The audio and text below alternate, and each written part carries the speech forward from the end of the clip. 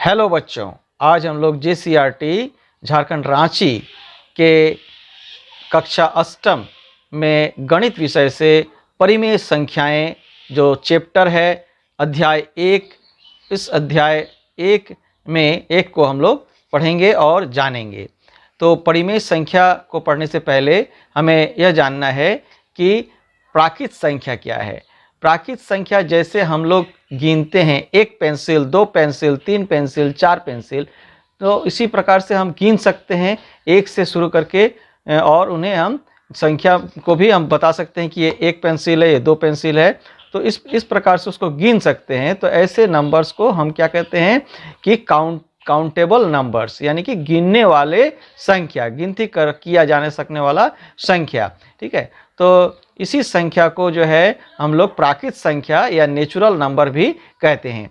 परंतु यदि यहाँ पर अभी एक पेंसिल रखा हुआ है, आप देख रहे हैं एक पेंसिल रखा हुआ है और इसे हटा लिया जाए तो यहाँ पर कहा जाए कि 0 पेंसिल, तो क्या हम यहाँ पर कुछ देख पा रहे हैं कि क्या कितने संख्या में पेंसिल रखा हुआ है? नहीं देख पा रहे हैं, अर्थात इसे काउंट 0 को नहीं किया जा सकता है, इसलिए इसे हम नॉन काउंटेबल नंबर्स भी कहते हैं।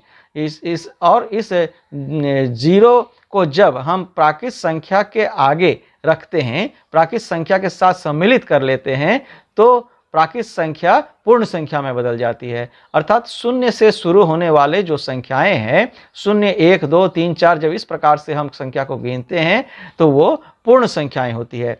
आपके पुस्तक में यहाँ दिया गया है, आप इसे एक बार अवश्य ही पढ़ लेंगे और इसे नोट कर लेंगे। प्राकृत संख्याएं नेचुरल नंबर्स, गणन संख्याओं को प्राकृत संख्या कहते हैं, अर्थात गिने जा सकने वाले संख्याओं को हम प्राकृत संख्या कहते हैं। यहाँ दिया गया है इस प्रकार 1, 2, 3, 4, 5, इस प्रकार से हजार, लाख, करोड़ जितने भी है सभी प्राकृत संख्याएं हैं। और फिर है पूर्ण संख्याएं, होल नंबर्स, सभी प्राकृत संख्याएं 0 के साथ मिलकर पूर्ण संख्याएं कहलाती है। अर्थात जब 0 जो है प्राकृत संख्या के साथ मिल जाती है तो वो पूर्ण संख्या बन जाती है। जैसे 0, यहाँ पर जैसे हम लोग देखें 1, 2, 3, 4 1 से शुरू हो रहा था, यहाँ पर 0 से शुरू हो रहा है, 0 से शुरू हो रहा है, 0, 1, 2, 3, 4, 5, इस तरह से आगे चलेंगे। और जब सभी पूर्ण संख्या तथा ऋणात्मक संख्याओं को संग्रह, अर्थात जिसमें पूर्ण संख्या भी रहेगा और ऋणात्मक संख्या भी रहेगा, तो वैसे जो संग्रह प्राप्त होगा उसे कहा जाता है पूर्णांक। अर्थात इसमें धनात्मक संख्या भी रहेंगे और ऋणात्मक संख्या भी रहेंगे, और 0 तो है ही, अर्थात 0 से यानी कि पूर्णांक बोल ही रहा है पूर्ण संख्या, तो इसमें 0 से दाईं तरफ जो है वो धनात्मक संख्याएं रहेंगे और बाईं तरफ है जो है ऋणात्मक संख्याएं रहेंगे। इसे अंग्रेजी में इंटीजर्स कहा जाता है। यह धनात्मक और ऋणात्मक संख्याएं मिलकर बनता है। इसे हम संख्या रेखा पर भी दिखा सकते हैं। आगे बच्चों, हम लोग को इस अध्याय में परिमेय संख्या को जानना है। तो यहाँ पर देखिए दिया गया है ऐसी संख्याएं जिन्हें P/Q के रूप में व्यक्त किया जा सकता है। अर्थात जिन संख्याओं को हम P/Q के रूप में व्यक्त कर सकते हैं, लिख सकते हैं, जहाँ P तथा Q पूर्णांक है, जहाँ P तथा Q जो है वो पूर्णांक संख्या है, पूर्ण अंक है, और परंतु Q 0 के बराबर नहीं है, परिमेय संख्या कहलाती है। तो इसे आप याद कर लेंगे, इसे लिख लेंगे। जैसे यहाँ उदाहरण भी दिया गया है 2/5, 2/5, 5 जो है 0 के बराबर नहीं है और 2/5 P/Q के रूप में लिखा गया है। तो यहाँ जो उदाहरण दिया गया है -2/5 भी हो सकता है, -2/3 भी हो सकता है, 7/-15 भी लिख सकते हैं, -6/-15, इस प्रकार से ये सारे उदाहरण आपके परिमेय संख्या का है। ठीक है, तो हम लोग देख चुके कि परिमेय संख्या क्या है, जान गए हम लोग परिमेय संख्या क्या है। हम लोग देख सकते हैं प्रश्नावली 1.1, यहाँ से हमारा गणित का सवाल प्रारंभ होता है। 1, -4/5 को एक ऐसे परिमेय संख्या के रूप में व्यक्त कीजिए जिसका हर निम्नलिखित हो। हर माने इसमें जो -4/5 है, जो नीचे वाला भाग है इसे हर कहा जाता है, और ऊपर वाला जो भाग है इसे अंश कहते हैं। तो हमें -4/5 को ऐसे लिखना है कि इसके नीचे वाला भाग जो हर है वो 30 हो जाए, और बी नंबर में उसे ऐसे लिखना है जिसमें हर का मान -45 हो जाए। तो चले हम लोग इसको प्रश्नावली 1.1 से हम लोग शुरू करते हैं। 1 नंबर का प्रश्न है, -4/5 को एक ऐसे परिमेय संख्या के रूप में व्यक्त कीजिए जिसका हर निम्नलिखित हो। तो ए नंबर में दिया है 30। तो हल इस प्रकार से हम लोग करेंगे, -4/5 इसके हर यानी कि हर नीचे वाले को हम लोग कहते हैं और ऊपर वाले को अंश कहते हैं। तो इसे हम इस प्रकार से लिखेंगे, हमें चाहिए नीचे वाला हिस्सा 30 यानी कि हर 30 चाहिए। तो -4/5 जो है इसमें नीचे वाले को कितना से गुना करें कि 30 हो जाए, अथवा 30 को 5 से भागा करने पर कितना होगा। तो हम जानते हैं कि 30 को 5 से भागा करने पर 6 होगा, या 5 को 6 से गुना करने पर 30 होगा। तो नीचे हमें 6 लिखना है। जब हम नीचे 6 लिखते हैं तो ऊपर भी हमें 6 ही लिखना है। अब ये 5 और 6 गुना करने पर तो 30 हो गया। उसी तरह से ऊपर 4 और 6 गुना करेंगे तो 24 होगा, और यहाँ माइनस है इसलिए -24 हो जाएगा। तो इस प्रकार से जो संख्या बोला गया कि जिसका हर 30 हो, तो वह संख्या है -24/30। आगे बी नंबर में है -45। तो इसे किस तरह से करेंगे, -4/5 है, इसका हर -45 होना है। तो इसके लिए हमें -45 को अगर 5 से भागा करेंगे तो होगा -9, अथवा 5 को -9 से गुना करेंगे तब भी होगा -45। तो हम लोग इस प्रकार से करेंगे, -4/5 गुना नीचे -9 तो ऊपर भी -9। तो इस प्रकार से 5 और -9 गुना कर देंगे तो -45 होगा। परंतु ऊपर दोनों दो माइनस है, दो माइनस है। माइनस और माइनस हमेशा याद रखना है कि minus into minus is equal two plus, इसे याद रखना है। तो माइनस और माइनस प्लस हो गया। 4 और 9 गुना करेंगे तो इसलिए हो जाएगा 36। तो वह संख्या हो जाएगा 36/-45। 2 नंबर में प्रश्न देखते हैं, -36/60 को एक परिमेय संख्या के रूप में व्यक्त कीजिए जिसका हर 5 हो। तो हम लोग इसको इस तरह से कर सकते हैं, -36/60 इसको अगर हम लोग काटें तो 12 से ये कट जाएगा। 12 तिया 36 और 12 पंचे 60, तो ये हो जाएगा -3/5। और इसका जो हर है वो 5 ही है, जो हमें ज्ञात करना था। जो 5 उसका हर हो उसका अंश जो है -3 होगा। तो इसे ऐसे हम कर सकते हैं। अगर हम दूसरे तरीके से भी इसे कर सकते हैं। वो कैसे, -36/60 इसे हमें प्राप्त करना है हर को 5 के रूप में। तो हम देखते हैं कि 60 को अगर हम 12 से भाग देंगे तो ये 5 हो जाएगा। तो हम लोग इसको ऐसे भी लिख सकते हैं, 60 भाग 12/12। तो 12/12 करेंगे तो जब हम इसको आगे उलट देंगे तब भी ये गुना हो जाएगा चिन्ह, और ये 12/12 ही रहेगा। तो अब काट देते हैं, इसको काट देंगे और इसको भी काट देंगे। तो क्या हो गया, नीचे 5 रह गया, ऊपर -3 हो गया। तो ऐसे भी हम लोग इसको कर सकते हैं। आगे हम लोग 3 नंबर का प्रश्न को देखेंगे और उसका भी हल समझेंगे। तो 3 नंबर में प्रश्न दिया गया है, निम्नलिखित परिमेय संख्याओं को उनके मानक रूप में लिखिए। ए नंबर में है -8/6। तो इसे कुछ नहीं, -8/6 जो है इसको हम जितने शॉर्ट करके लिख सकते हैं, अर्थात संक्षेप में लिख सकते हैं। तो इसके लिए हमें 2 से इसको काट देंगे तो ये हो जाएगा 2 चौके 8, 2 तिया 6। तो इसे और तो काट नहीं सकते हैं, इसलिए ये हो गया मानक रूप -4/3। आगे बी नंबर में इसका प्रश्न दिया गया है। बी नंबर में है -12/30। 12/30। तो इसको जो हम लोग क्या करेंगे, -12/30 है, इसको हम लोग जो है 3 से काटेंगे। तो 3 चौके 12 और यहाँ 3 10 से 30, फिर ये 2 से कट जाएगा। 2 दूनी 4 और 2 पच्चे 10, और ये कटेगा नहीं, इसलिए ये हो गया -2/5। ये हो गया इसका मानक रूप। और फिर आगे सी नंबर में है 16/-24। ठीक है, 16/-24। तो इसे सबसे पहले हमें 16/-24 को -1/-1 से गुना कर देंगे। तो इसको हम क्या होगा, ऊपर हो जाएगा -16 और नीचे हो जाएगा 24। अब इसको हम लोग काट कूट करेंगे, तो इसको काटेंगे किससे, 8 से। 8 दूनी 16, 8 तिया 24, तो कितना हो गया, -2/3। ये इसका मानक रूप हो गया। आगे डी नंबर में है, डी नंबर में दिया गया है -28/-35। ठीक है, तो -28/-35, जब भी ऊपर और नीचे दोनों ही माइनस हो तो हम इसको इस प्रकार से भी कर सकते हैं, -1 गुना -1 से गुना कर देंगे तो दोनों ही प्लस हो जाएगा, तो ये हो जाएगा 28/35। अब इसको हम जो है काटेंगे 7 से, तो 7 चौके 28 और 7 पचे 35, तो ये हो गया 4/5। तो इस प्रकार से ये इसका मानक रूप हो गया।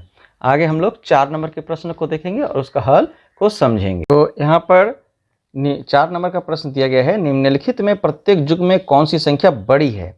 ए नंबर में है 2/3 और 5/2, यानी कि पहली संख्या जो दिया गया है, पहली संख्या है 2/3 और दूसरी संख्या जो है, दूसरी संख्या है 5/2। हमें क्या करना है, ये 3 और इस 2 का जो है लघुत्तम समावर्तक निकालना है। तो 3 और 2 का लघुत्तम समावर्तक बराबर कितना होता है, 3 और 2 का अगर हम लोग निकालेंगे तो होगा 6। अतः चूंकि अब हम लोग 2/3 को कैसे लिखेंगे, 2/3 को जब हम लोग लिखेंगे तो 2/3 इसे नीचे जो है हर को 6 के बराबर लाना है, तो हमें क्या करना होगा, ऊपर और नीचे 2 से गुना करना पड़ेगा, तब नीचे 6 आ जाएगा। तो ये हो जाएगा 2 और 2 गुना करेंगे तो हो जाएगा 4, और 3 और 2 गुना करेंगे तो हो जाएगा 6। फिर 5/2 के लिए 5/2 तथा 5/2 को भी हम लोग क्या करेंगे, उसका भी 6 नीचे लाना होगा, तो 5/2 में ऊपर नीचे 3 से गुना करना पड़ेगा, तभी नीचे 6 आएगा, हर 6 आएगा। तो 5 और 3 को गुना करेंगे तो 15 हो जाएगा, और 2 और 3 को गुना करेंगे तो 6 हो जाएगा। जब नीचे का संख्या यानी कि नीचे का हर बराबर हो जाए तो हमें केवल मात्र अंश को लेकर तुलना करना पड़ता है। तो यहाँ 4 है और यहाँ 15 है, तो जो है 15 बड़ा है, 4 छोटा है, इसलिए 15 जिस संख्या के लिए है 5/2 ये संख्या बड़ा हो जाएगा और 2/3 छोटा हो जाएगा। तो यहाँ पर हम लोग इसलिए इसको लिखेंगे स्पष्टतः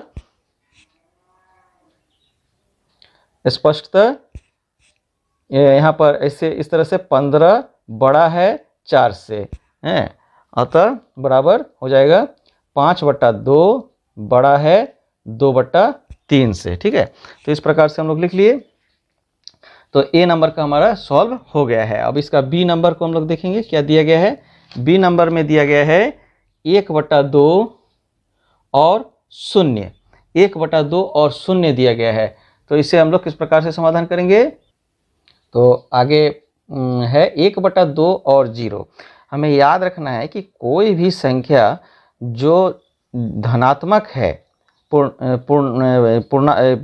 ये प्राकृत संख्या जो धनात्मक है वो जो है, या परिमेय संख्या जो भी धनात्मक है वो 0 से जो है वो बड़ा है, और अगर वो ऋणात्मक है यानी कि माइनस है तो वो 0 से छोटा होगा। तो इसे हमें और कुछ करने की आवश्यकता नहीं है, इसे हम लोग लिख सकते हैं 1/2 बड़ा है 0 से। अब यहाँ पर एक चीज़ देख लेना है, ये जो चिन्ह है, इस चिन्ह का जो इस तरफ का जो भी संख्या होता है वो बड़ा और इस तरफ है छोटा, इसको हम लिख देते हैं छोटा और इधर बड़ा। और यदि हम इस चिन्ह को घुमा के लिखते हैं, यदि ऐसे लिखते हैं तो भी कोई फर्क नहीं पड़ता है, इधर जो होगा वो बड़ा होगा और इधर जो होगा वो छोटा होगा, इसे हमें याद रखना है। ठीक है, अब अगले जो प्रश्न है वो सी नंबर में दिया गया है -2/5 और 0। तो यहाँ पर हम देख रहे हैं कि 0 से इधर जो संख्या दिया गया है ये पूर्णांक संख्या, ये जो है हमारा परिमेय संख्या है -2/5, इसमें ये माइनस चिन्ह लगा हुआ है। तो कोई भी ऋणात्मक संख्या जो है वो 0 से छोटा होता है। तो इसे हम इस प्रकार से लिखेंगे -2/5 छोटा, छोटा को इधर अब घुमा देंगे, 0 बड़ा है तो इस प्रकार से लिखा जाएगा। ठीक है, अब हम लोग डी नंबर में देखेंगे कि क्या प्रश्न दिया गया है। डी नंबर, यहाँ डी नंबर लिखते हैं। डी नंबर में दिया गया है -4/7 और 4/7 में कौन बड़ा है। तो हम ऐसे जब भी ऐसा संख्या की तुलना करना हो जिसमें हर बराबर हो तो उसमें हमें अंश की तुलना करना पड़ता है। तो यहाँ हर बराबर है, 7 और 7 है, और अंश जो है ये माइनस में है और ये प्लस में है। संख्या एक ही है परंतु ये माइनस में, तो माइनस जो होगा वो निश्चित रूप से छोटा होगा और प्लस जो होगा वो बड़ा होगा। तो इसे हम लोग ऐसे लिख सकते हैं, -4/7 जो है वो छोटा है 4/7 से, ऐसे भी लिख सकते हैं, अथवा हम ऐसे भी इसको घुमा के भी लिख सकते हैं। तो दोनों तरह से हम लोग लिख सकते हैं। ठीक है, अब जो है अगला प्रश्न है ई नंबर। ई नंबर में है -5/6 और -4/3। ये दो परिमेय संख्या में कौन जो है बड़ा है उसे हमें ज्ञात करना है और कौन छोटा है। तो इसके लिए हम क्या करेंगे, ये पहला संख्या है, ये दूसरी संख्या है, तो ये 6 और 3 का लघुत्तम समावर्तक हमें ज्ञात करना है। 6 और 3 का लघुत्तम समावर्तक हम लोग इसको ज्ञात कर लेते हैं। 6 है और 3 है, तो 3 से अगर हम लोग इसको करेंगे तो 2 से करेंगे तो ये हो जाएगा 3 और ये हो जाएगा 1। तो ये लघुत्तम समावर्तक में आगे नहीं बढ़ेगा, तो 2 × 3 × 1 = 6। तो यानी कि लघुत्तम समावर्तक इसका 6 ही हुआ। अब इसलिए जो है -5/6 को हमें ऐसे लिखना है कि इसका जो है हर जो है 6 हो। तो ऑलरेडी ये इसका हर 6 ही है, इसलिए इसमें कोई परिवर्तन नहीं होगा। -5/6 जो है वो -5/6 ही रहेगा, यानी कि इसमें 1/1 से गुना कर देंगे तो ये -5/6 रहेगा। ठीक है, अगली संख्या है -4/3। इसमें हमें हर को जो है 6 लाना है, तो इसके लिए इसे ऊपर और नीचे 2 से गुना करना पड़ेगा। 4/3 इसे ऊपर और नीचे 2 से गुना करना पड़ेगा, तभी ये नीचे 6 हो जाएगा। तो ऊपर हो जाएगा 4 और 2 में गुना करेंगे तो -8, और नीचे 3 और 2 में गुना करेंगे तो 6। इस प्रकार से इस दोनों संख्या के जो है हर है वो 6 हो गया है, यानी कि बराबर हो गया है। अब तो इसमें हमें क्या पता चल रहा है कि दोनों का हर बराबर है, इसलिए अंश में हमें तुलना करना है। तो -8 जो है वो -5 से जो है संख्या रेखा में वो छोटा होता है, इसलिए -5 बड़ा है, इसलिए इसे ऐसे हम लिख सकते हैं। इसलिए संख्या इस प्रकार से यानी कि -8/6 जो है वो छोटा है -5/6 से। तो यानी कि -8/6 किसके लिए है, -8/6 है -4/3 के लिए। तो ये -4/3 छोटा है और -5/6 जो है वो बड़ा है। तो इसे हम जो है लिखेंगे इस प्रकार से प्रश्न के अनुसार, -4/3 जो है वो छोटा है -5/6 से। तो इस प्रकार से ये हम लोग लिखेंगे। ठीक है, तो इसे आप लोग नोट कर लें। अब हम लोग इसके आगे जो प्रश्न संख्या 5 है उसे देखेंगे और उसका हल समझेंगे। तो यहाँ 5 नंबर के प्रश्न में दिया गया है संकेतों, ये चिन्ह है और फिर ये चिन्ह है, और अथवा ये बराबर में से चुनकर रिक्त स्थानों को भरिए। ए नंबर में दिया गया है -3/7 और दिया गया है 2/3। तो जब भी ऐसे संख्या हो जिसमें एक संख्या धनात्मक हो और दूसरा संख्या ऋणात्मक हो, तो निश्चित रूप से धनात्मक संख्या जो है वो जो है बड़ी होगी। तो इसे हम आसानी से ऐसे लिख देंगे बिना किसी सॉल्व किए हुए, 2/3 ये बड़ा हो जाएगा। फिर उसी तरह से बी नंबर में दिया गया है -2/3 और डैश डैश डैश 5/-8। तो सबसे पहले हम इसको, जो पहली संख्या वो -2/3 है, और दूसरी संख्या को समझने के लिए हम इसे इस प्रकार से लिखते हैं 5/-8। इसको जो है हम ऊपर नीचे -1 से गुना करते हैं, तो ये संख्या कितने में बदल जाएगी। अगर हम ऊपर नीचे गुना करते हैं तो ये हम ऐसा कर सकते हैं। ठीक है, तो ऊपर हो जाएगा -5 और नीचे ये हो जाएगा 8। तो अब जो है संख्या हमारे पास कौन सा आया, -2/3 और -5/8। तो यहाँ पर हमें इसे सॉल्व करना होगा। कैसे सॉल्व करना होगा, यहाँ ये 3 और 8 इसका जो है हमें पहले लघुत्तम समावर्तक ज्ञात करना होगा। 3 और 8 का अगर हम लघुत्तम समावर्तक ज्ञात करें तो हम देखते हैं कि ये तो किसी संख्या से नहीं आता है, तो इसका हम गुना कर देंगे, 3 गुना 8 तो ये हो जाएगा 24। यानी कि पहली संख्या -2/3 इसको हमें, इसके जो हर है उसे हमें 24 प्राप्त करना है। तो -2/3 इसमें 3 में हम कौन सी संख्या गुना करेंगे, 8। तो 8 गुना करेंगे तो वो 24 हो जाएगा, इसलिए इसे 8/8 से जो है गुना करेंगे। तो -2 और 8 को गुना करेंगे तो हो जाएगा -16/24। फिर जो है आगे है -5/8, -5/8 इसको कौन सी संख्या से गुना करेंगे कि 24 हो जाएगा, -5/8 को 3 से गुना करेंगे, ऊपर नीचे 3 से गुना करेंगे तो नीचे 24 हो जाएगा। तो यहाँ 5 और 3 को गुना कर देंगे तो -15 और नीचे 24। अब देखें दोनों संख्या में नीचे हर जो है बराबर हो गया है, 24 हो गया है। अब जो है हमें अंश का तुलना करना है, तो अंश -15 -16, तो जो ऋणात्मक संख्या जितना छोटा होगा वो उतना ही, जो बड़ा संख्या माइनस में ऋणात्मक संख्या जो बड़ा है उससे वो बड़ा होगा। यानी कि -15/24 जो है वो बड़ा है -16/24 से। तो ये -15/24 किसके लिए है, ये जो है 5/-8 के लिए है। तो 5/-8 जो है ये बड़ा होगा, ये -16/24 किसके लिए है, -2/3 के लिए। तो इस प्रकार से इसका हम लोग इसको देखें कि 5/-8 जो है उसके आगे ऐसा चिन्ह होगा। ठीक है, अब हम लोग सी नंबर प्रश्न को देखते हैं, उसका जो है कैसे हल होगा उसको समझते हैं। सी नंबर में है 0 और डैश -5/6।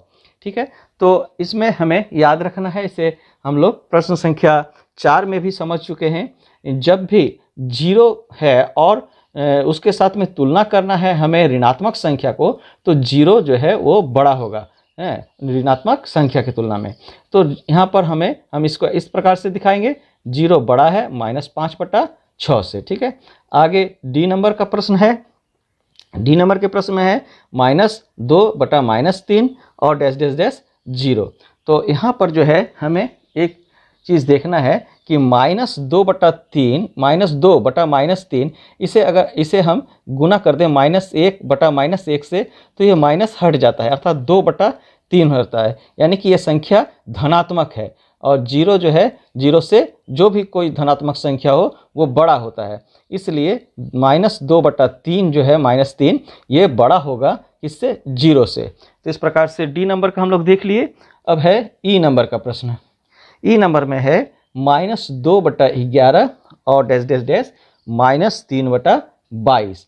तो यहाँ पर हमें जो है सबसे पहले 11 और 22 का एलसीएम करना होगा, लघुत्तम समावर्तक।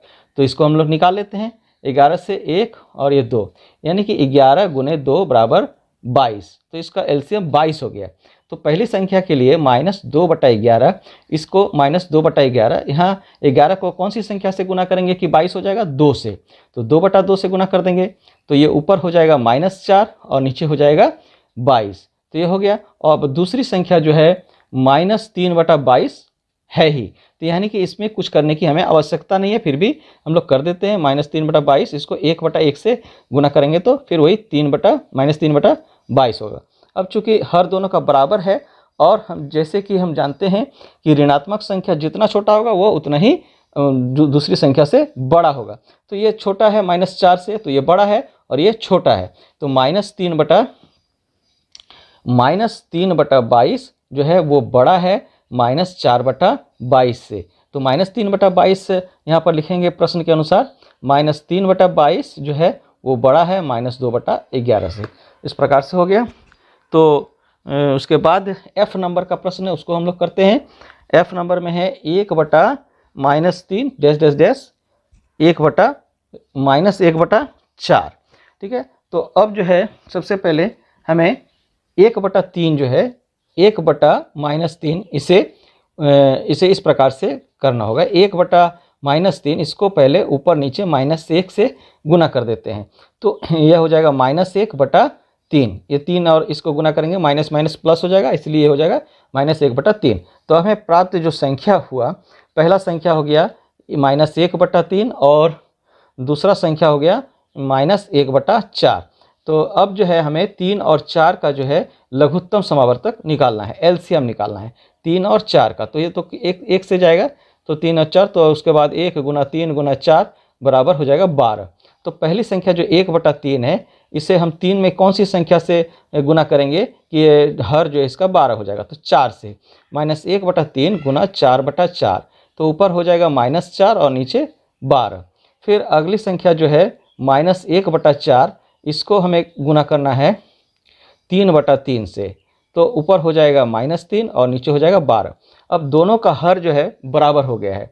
अब हमें देखने को मिल रहा है कि -3 जो है वो बड़ा है -4 से, तो हम लोग इसको इस प्रकार से लिखेंगे, -3/12 बड़ा है -4/12 से। तो -3/12 किसके लिए है, -1/4। तो प्रश्न के अनुसार हमें अब लिखना होगा -1/4 बड़ा है -1/-3 से। तो इस प्रकार से हमें लिखना है, ठीक है।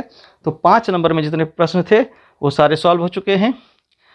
आज इस वीडियो में हम लोग यहीं तक जानते हैं। यदि आपको वीडियो अच्छा लगा तो वीडियो को लाइक करें, और यदि अभी तक आपने चैनल को सब्सक्राइब नहीं किया है और पहली बार आप चैनल को देख रहे हैं तो इसे सब्सक्राइब कर लें, साथ ही बेल आइकन को भी प्रेस कर दें ताकि मेरे आगे आने वाले वीडियो का नोटिफिकेशन आपको समय पर मिल सके। बच्चों, मैंने आपके गणित विषय से संबंधित बहुत सारे अध्यायों का जो है हल करके उसे चैनल के प्लेलिस्ट में डाल दिया है, प्लेलिस्ट में जिसका नाम है JCRT क्लास 8 मैथमेटिक्स। आप चैनल में जाकर इस प्लेलिस्ट को देखकर आप समझ सकते हैं, उसे देख सकते हैं, उसे आप नोट कर सकते हैं। तो आज के लिए इतना ही। आप इस कोरोना काल में घर पर रहें, स्वस्थ रहें, सुरक्षित रहें और ऑनलाइन क्लास अवश्य करते रहें। तो अंत तक वीडियो में बने रहने के लिए आप सभी को धन्यवाद।